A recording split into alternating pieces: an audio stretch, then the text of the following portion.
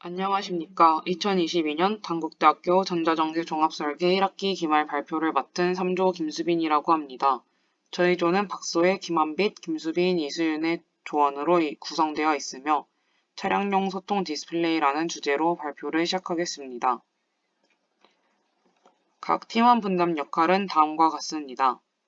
박소혜 팀장은 전체 프로젝트 일정 관리 및 총괄, 제안서 작성, 소프트웨어 개발을 맡았습니다. 김한빛 팀원은 개발 일정 관리 및 부품 관리, 소프트웨어 개발을 맡았고, 이수윤 팀원은 PPT 제작 및 회의록 정리, 하드웨어 개발을 맡았고, 마지막으로 김수빈 팀원이 PPT 제작 및 제안서 작성, 하드웨어 개발을 맡았습니다. 발표의 목차는 다음과 같습니다. 첫 번째로 과제 목표 및 필요성, 두 번째로 과제의 핵심 사항 및 기술, 세 번째로 수업 분석, 네 번째로 하드웨어, 소프트웨어 기능 설명으로 진행하며 마지막으로 작품 설계 진행 계획으로 발표가 마무리될 것입니다. 먼저 저희 과제의 필요성을 잘 보여주는 짧은 영상을 보여드리겠습니다. SUV를 잘 보시기 바랍니다. 역시나 팻말을 내미는 순간 바로 정지. 어느 정도는 예상을 했지만 직접 보니 뭔가 놀랍지 않습니까? 안 끼워주시기로 유명한 택시기사님께서도 예외 없이 양보해 주셨고요.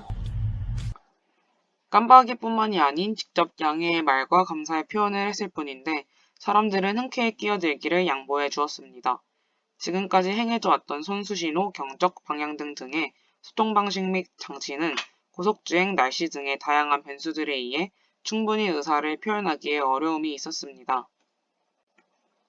또한 OECD 36개 회원국 교통사고 비교 통계를 살펴보면 인구 10만 명당 교통사고 사망자 수는 6.5명으로 OECD 회원국 중 27위이며 사망자 중 보행자 비율을 38.9%로 평균인 19.3%보다 2배 높은 것으로 확인할 수 있습니다. 횡단보도에 보행자가 있음에도 불구하고 무시한 채 우회전을 하는 무분별한 도로 상황을 보며 도로 운전 중 의사소통이 결여돼 있다는 것을 볼 수 있습니다. 이처럼 도로 위에 자동차와 자동차 혹은 자동차와 보행자 사이의 의사소통의 부족과 필요성을 알 수 있습니다. 따라서 저희 조는 이러한 문제를 해결하기 위해 차량 소통 디스플레이를 고안하게 되었습니다. 한 연구 결과에 따르면 횡단보도 보행자의 80%가 자동차 운전자와 눈을 마주친다고 합니다.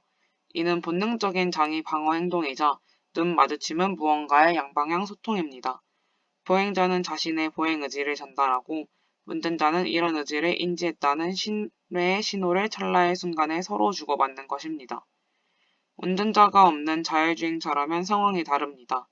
양방향 소통의 주체가 사람 대 기계로 바뀌는 것입니다. 자율주행차와 사람 간 소통체계가 없다면 보행자가 위협을 느끼는 등 혼란이 빚어질 가능성이 큽니다. 이 때문에 보행자와 차량 간 의사소통을 할 수 있는 기계적인 소통 장치가 개발되었습니다. 이를 보행자 커뮤니케이션 기술이라고 합니다. 좌우 방향 지시 등이나 제동등, 미등, 경적 등 통상적인 범위를 넘어 청각적 방법과 시각적 차원에서 앞선 상용화된 사례가 있습니다. 앞으로 보행자 커뮤니케이션 기술은 첨단 지능형 시스템과 함께 높은 차원으로 발전할 예정입니다. 현대모비스가 CES 2019에서 선보인 콘셉트카 엠비전이 대표적입니다. 따라서 보행자와의 커뮤니케이션뿐만이 아니라 차량과 차량, 차량과 비차량, 도로의 모든 이동체와의 소통을 가능케 하는 저희의 과제물은 앞으로의 도로 교통을 책임질 수 있는 아이디어라고 생각합니다. 저희의 과제물의 핵심 내용은 사용자의 음성을 인식하여 텍스트로 바꾸어 차량 앞유리나 뒷유리에 설치된 디스플레이를 통해 나타내는 것입니다. 만약 갑작스럽게 차선을 변경할 경우 우리의 과제물을 사용하여 운전자가 죄송합니다라고 말하면 차량에 미리 설치된 디스플레이에 문자로 죄송합니다가 나타나 뒷차량이 확인할 수 있는 것입니다. 이때 차량에서 이루어지는 대화들이 모두 인식되어 디스플레이에 출력되면 곤란하므로 명령어를 사전에 설정하여 사용합니다. 명령어 사전 설정의 경우 특정 키워드인 Hey 빅스비나 시리와 같은 호출 형태로 구성되어 차량 내부에서 이루어지는 일반적인 대화가 출력되지 않을 것을 목적으로 둡니다. 또한 이를 응용하면 세이프 워드의 기능을 사용할 수 있습니다. 나만의 세이프워드 설정을 통해 긴박한 상황에 긴급전화로 바로 연결이 되거나 신고가 가능하도록 합니다. 교통사고를 예방하기 위한 목적을 가진 본 과제의 핵심 사항은 소통입니다. 소통을 위해선 기본적으로 운전자가 음성 명령을 입력하였을 때 정확하게 인지하는 것이 중요합니다. 음성을 인식할 때 복잡한 단어나 발음하기 어려운 말 같은 경우는 부정확하게 인식될 가능성이 있기 때문에 운전자는 사전에 설정한 단축어를 입력하여 단축어와 연결된 내용, 예를 들면 1번 감사합니다를 디스플레이에 나타냅니다. 이와 같이 지정된 내용을 제외한 내용을 출력하고 싶을 때나 커스터마이징 기능을 사용하여 디스플레이를 꾸미고 싶을 때 해당 디스플레이는 블루투스 통신으로 연결된 핸드폰 내 어플리케이션을 통해 제어가 가능합니다. 다음으로 우리와 같은 목적을 가진 기술들을 시장 조사한 결과입니다. 첫 번째 사진은 텍사스 인스트루먼트의 연구인 투명 윈도우 디스플레이를 사용한 차량과 보행자 소통입니다. 자율주행 차량이 본 기술을 통해 도로 위 차량 혹은 자전거와 같은 비차량, 구급차 등과 소통할 수 있고 사고가 났거나 비상등이 꺼졌을 때 또는 도로변에 차를 주차하는 상황 등에 사용 가능할 것이라 밝혔습니다. 본 연구는 현재 개발 단계에 있고 의사소통보다는 차량 상태 표시에 중점을 둔 연구입니다. 두 번째 사진의 경우 로드웨이브사의 도로 위에서의 운전자 간 소통이라는 제품입니다. 우리의 과제와 거의 비슷한 기술을 사용함을 알 수 있었고 기술 내부 기능이 매우 유사합니다. 하지만 지정된 내용 이외에 사용자가 커스터마이징한 내용을 표시하는 기능과 내부 구성은 우리의 기술과의 차이점입니다. 위와 같이 시장 조사를 통해 이러한 차량 소통 장치에 대해서 세계적으로 필요성을 느끼고 개발을 시도하고 있음을 알 수 있습니다. 다음은 수업 분석입니다. 본 과제는 서비스로 이용하였을 때 응급 상황 발생 시 신고 시스템으로 활용할 수 있다는 강점을 가지고 있습니다.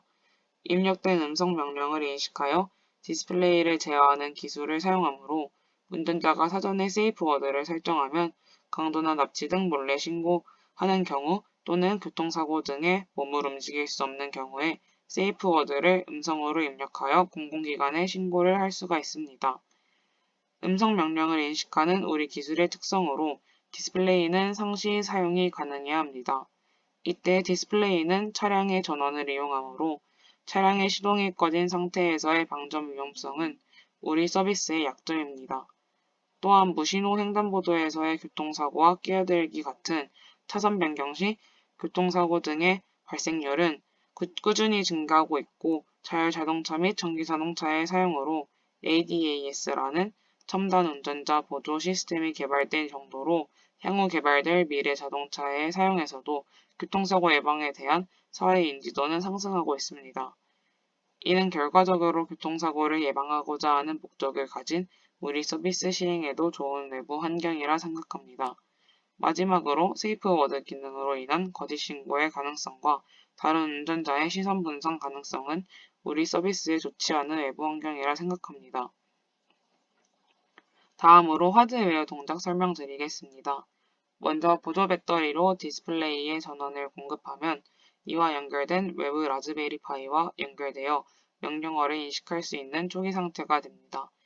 이후 사용자가 명령어를 말하면 마이크를 통해 외부 라즈베리파이에 데이터가 입력되고 라즈베리파이가 내장된 디스플레이에 결과적으로 문자열을 출력하게 됩니다. 보조 배터리가 주 전원으로 동작하며 보조 배터리와 디스플레이 연결의 경우 12V 2A 조건 이상의 출력이 가능한 USB to DC 전원 케이블을 사용하여 연결합니다. 그리고 보조 배터리와 외부 라즈베리파이 연결의 경우 5V 2.5A 조건 이상의 출력이 가능한 USB 2.0 마이크로 오핀 케이블을 사용하여 연결합니다. 외부 라즈베리파이 디스플레이 연결의 경우 디스플레이에 내부 라즈베리파이가 내장되어 있고 내부 라즈베리파이와 외부 라즈베리파이는 USB 2.0 마이크로 오핀 케이블과 HDMI to HDMI 케이블로 연결됩니다.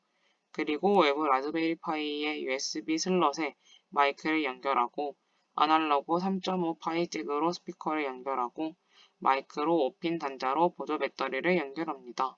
그리고 보조 배터리를 USB 전원 케이블로 디스플레이에 연결하고 디스플레이는 보조 배터리 연결 시 디스플레이 전원 어댑터를 사용하지 않습니다. 다음으로 소프트웨어 동작 설명입니다. 먼저 사용자가 음성 명령어나 세이프 워드를 입력하면 라즈베리 파이가 해당 음성을 인식하여 문자열로 출력하고 기세에 올라가 있는 데이터베이스의 단축어와 비교하여 단축어가 맞으면 해당 단축어와 연결된 이미지의 주소를 라즈베리 파이로 가져옵니다. 그리고 디스플레이에 해당 이미지를 출력하고 세이프 워드 기능의 경우 경찰에 신고가 됩니다. 음성 인식의 과정 간단히 정리하자면 다음과 같은 순서로 전개가 됩니다. 사전에 등록된 명령어를 입력하기 전에 대기 상태로 작동합니다. 대기 상태에서 사전에 설정한 단축어가 입력되면 음성을 인식할 준비가 됩니다. 녹음된 음성은 구글 어시스턴트에게 전달이 됩니다. 구글 어시스턴트의 출력값을 디스플레이를 통해 시각화합니다. 사용하지 않을 시 배터리 및 전원의 절단을 위해 휴면 상태로 전환합니다. 추가적으로 세이프 워드의 경우 명령어가 입력되면 디스플레이 출동과 동시에 112의 신고가 가도록 합니다. 커스터마이징의 경우 어플리케이션 조작을 통해 설정한 내용이 바로 디스플레이 화면으로 출력 가능하도록 합니다. 다음으로 전체 일정표를 간략하게 말씀드리겠습니다. 3월은 자료조사, 4월은 주제 선정 및 중간평가, 5월은 세부 설계를 진행하였고 6월은 기말 발표 이후 방학기간 동안 시제품 제작, 모의 테스트를 진행할 예정입니다. 다음으로 시제품 제작 계획을 소개해드리겠습니다.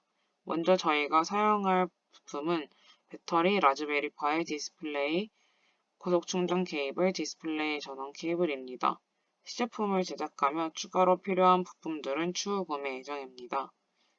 이상으로 3조 발표 마치겠습니다. 끝까지 들어주셔서 감사합니다.